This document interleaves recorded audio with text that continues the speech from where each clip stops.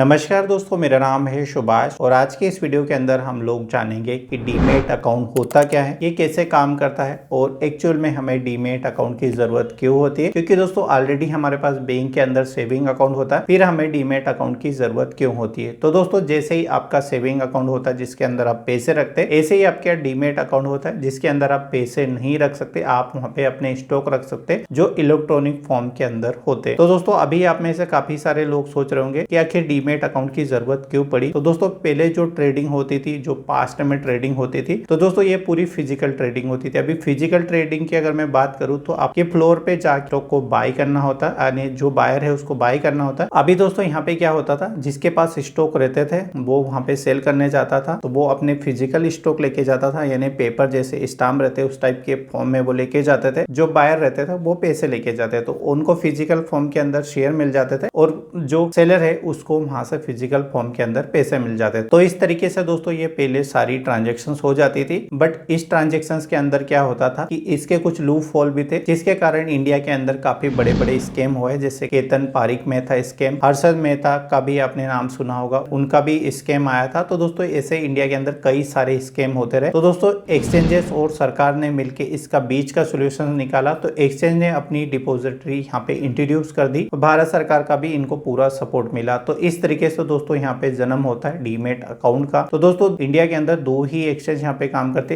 एक BSc Bombay stock exchange और दूसरा यहाँ पे एनएससी नेशनल स्टॉक एक्सचेंज। तो दोनों ने अपनी डिपोजिटरी बनाई है, एक ने एनएसडीएल बनाया, दूसरे ने यहाँ पे सीडीएसएल बनाया। दोस्तों अगर आपको अपने डीमैट अकाउंट के अंदर शेयर चाहिए तो आपको चाहिए पड़ेगा एक ब्रोकर, और ये पूरी साइकिल कैसे कंप्लीट होती है। तो अभी दोस्तों हम लोग यहाँ पे समझ लेते हैं कि आपको डीमैट अकाउंट के अंदर शेयर कैसे मिलते हैं और आपका डीमैट अकाउंट कैसे ओपन होता है। यहाँ पे काफी सारे ब्रोकर मार्केट में, मैं कुछ के आपको नाम गिना देता हूँ पहले, जैसे कि आप grow, up stock, angel one, Zerodha, ऐसे काफी सारे ब्रोकर है। तो दोस्तों यहाँ पे एक्सचेंज के पास आप सीधे नहीं जा सकते, सबसे पहले ब्रोकर को रजिस्ट्रेशन करना होगा एक्सचेंज और डिपोजिटरी के पास में। उसके बाद ये आम लोगों को रजिस्टर कर पाएंगे अपने प्लेटफॉर्म के ऊपर। तो दोस्तों इससे परमिशन लेनी होती है, जैसे सेबी हो गए, एक्सचेंज हो गए और डिपोजिटरी हो गए। उनके बाद ये इनके सारे सेटलमेंट करते हैं, उसके बाद ये बीच में आ जाते हैं यहाँ पे ब्रोकर को। तो अभी जो भी आप ऑर्डर यहाँ पे प्लेस करेंगे वो आपको अपने ब्रोकर के जरिए करनी होगी। अगर आप सीधे चाहे कि भाई मैं अपने बैंक अकाउंट से एक्सचेंज को बोलूं कि भाई मुझे ये शेयर खरीद के दे दे, तो ऐसा नहीं होगा, आपको अपने ब्रोकर के साथ जाना होगा। सपोज कर लेता हूं मेरे पास ग्रो का अकाउंट है, तो ग्रो के अंदर दोस्तों अभी ये ट्रांजेक्शंस कैसे कंप्लीट होगी वो हम लोग यहाँ पे समझ लेते हैं। तो दोस्तों इसके लिए सबसे पहले मुझे अपने स्टॉक ब्रोकर के पास अपना ट्रेडिंग और डीमैट अकाउंट ओपन करना होगा। दोस्तों ये दोनों अकाउंट आपका एक ही ब्रोकर आपको ओपन करके देगा। तो इसके अंदर दोस्तों क्या होगा, सबसे पहले आपको अपना पैन कार्ड, आपका बैंक अकाउंट और आपकी आइडेंटिटी, यहाँ पे ये दो तीन चीजें आपको देनी होगी। उसके बाद इस ब्रोकर के पास आपका डीमैट अकाउंट ओपन हो जाएगा। जैसे ही आप डीमैट अकाउंट ओपन कर लेंगे,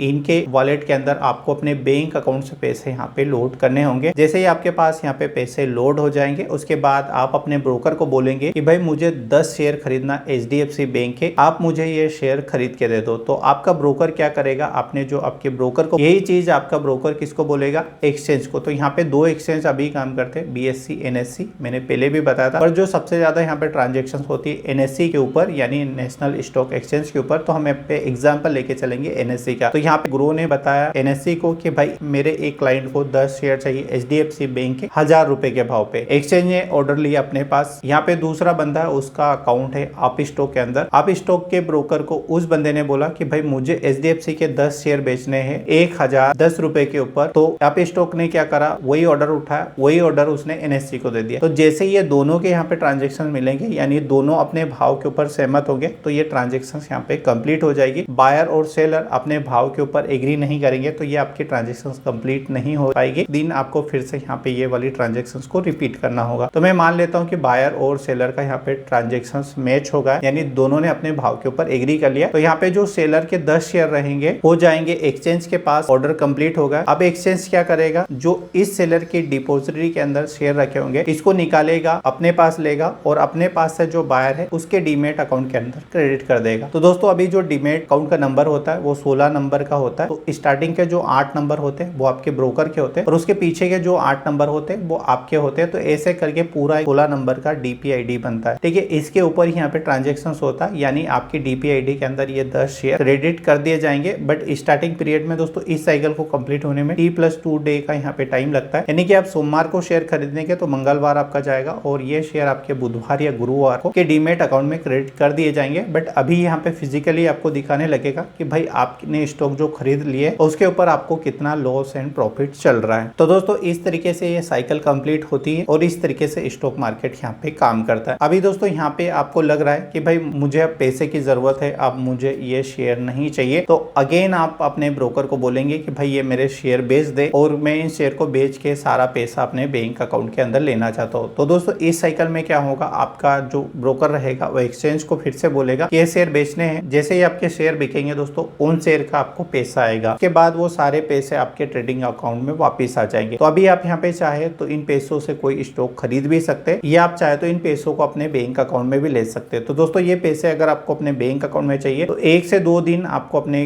डीमेट अकाउंट के अंदर कोई भी स्टॉक के अंदर ट्रेडिंग नहीं करनी है। जैसे 1-2 दिन यहाँ पे आपके कंप्लीट हो जाएंगे, ये पैसे आपके विड्रॉ के लिए रेडी हो जाएंगे और आप जैसे विड्रॉ करेंगे सारा पैसा आपके बैंक अकाउंट के अंदर वापिस आ जाएगा। तो दोस्तों इस तरीके से यहाँ पे ये पूरी साइकिल काम करती है। इस तरीके से दोस्तों आपका डीमेट अकाउंट काम करता है। तो दोस्तों आशा करता हूँ जानकारी काफी अच्छी लगी होगी। फिर भी आपको डीमेट अकाउंट क्या होता है, इससे रिलेटेड आपके कोई सवाल है तो इस वीडियो के नीचे आप कमेंट करें, मैं कोशिश करूंगा एक जेन्युइन रिप्लाई देने की। चलिए मिलते हैं और किसी नई वीडियो में नई जानकारी के साथ। चलिए धन्यवाद।